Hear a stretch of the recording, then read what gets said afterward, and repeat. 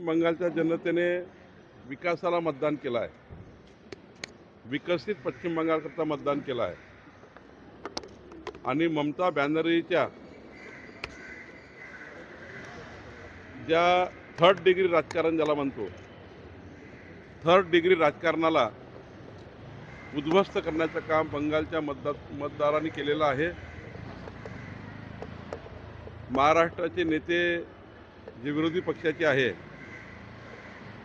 यांनी धडा शिकला पाहिजे। देश कुठे चालला आहे? देश विकासाच्या बाजूने उभा आहे। देशाची जनता ही विकसित भारताच्या मागे उभी आहे। इकडे देश चाललेला आहे, तरी विरोधक हे अजूनही सुधरत नाही आहे। काँग्रेस सुधरत नाही आहे, उबाटा सुधरत नाही आहे आणि त्यामुळे मला वाटतं महाराष्ट्रामध्ये हे जे नेते आहेत विरोधी पक्षाचे, हे पुढच्या 2047 पर्यंत महाराष्ट्रामध्ये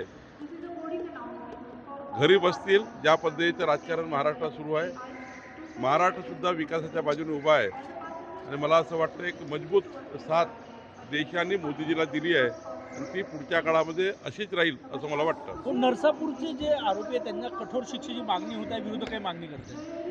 नक्कीच संपूर्ण महाराष्ट्र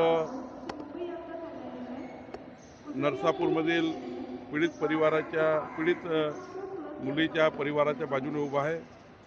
आमची तीच मागणी आहे, सर्वांची मागणी आहे। मुख्यमंत्र्यांनी या ठिकाणी वचनच दिलं आहे की यमसदनी पाठवण्याकरता ज्या ज्या गोष्टी पोलिसांनी करायला पाहिजे त्या पोलीस करणार आहे आणि सरकारी करणार आहे। संघ परिवाराने मोठी मदत केली आहे, त्यामुळे कुठेतरी हे बंगालचं एवढं मोठं यश आहे, परिश्रम आहे भाजपचा आणि संघाचा। अनेक दिवसाचा संघर्ष,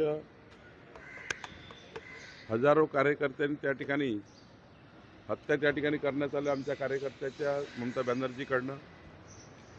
संघ परिवाराचं काम, विचार परिवाराचं काम, भारतीय जनता पार्टीचं काम, बूथवर मॅनेजमेंट, आमच्या मोदी यांच्या नेतृत्वात माननीय अमित भाई, आमचे अध्यक्ष नवीनजी, त्या ठिकाणी प्रभारी असलेले भूपेंद्र यादवजी, संपूर्ण टीम, या देशातल्या संपूर्ण कार्यकर्त्याची भावना होती, सद्भावना होती की एक वेळा बंगालमध्ये या ठिकाणी सुशासन आलं पाहिजे आणि जे दुष्ट शासन आहे ते गेलं पाहिजे। Thank you sir.